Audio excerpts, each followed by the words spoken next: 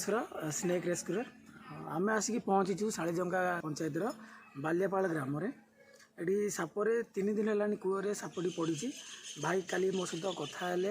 काली वर्षा जो आम ये रेस्क्यू कर पार्लुनि तो आज मुझे ये जगह पहुँची आउ सापटी कौन जना पड़ूनी बहुत तले अच्छी तो जीवा देखा कि साप आउ ताकू रेस्क्यू करिया तो मो सहित सहयोग अच्छा आंथन सिंह आम दिज केएमसी ग्रुप रे अच्छु जोटा कि माउंटेनिंग एडवेंचर उपर आम ट्रेनिंग देचु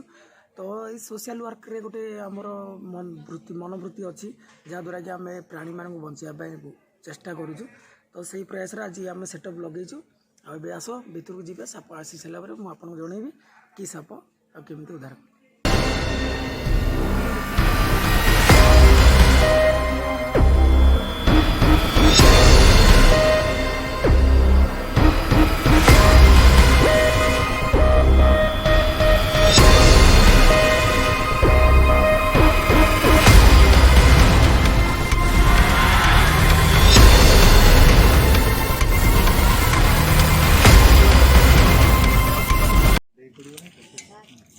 हेलो गाइस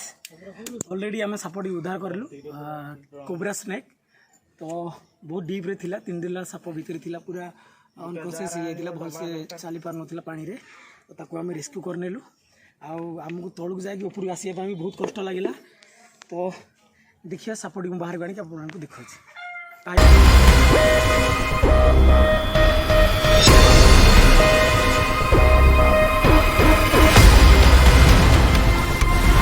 फाइनाली आम सापटी धरी आनी देखिपार केते बड़ कोबरा जदि क्या साप कामुड़े तो भयभीत न हो तुरंत हॉस्पिटल या एम्बुलेंस को कॉल कर आ जाकि तुरंत मेडिकल ट्रीटमेंट दियो आदि साप देखुं मारतु ना मत जनातु इनफर्म करूँ मुझे आसिक सापटी की रेस्क्यू कर सापटी 3 दिन है पानी भितर पड़ी बहुत मानने अननिश्वास हो जाए वातावरण छाड़देले से रिकवर हम बॉडी और सुस्थ रही तो जदि साप कौट देखुं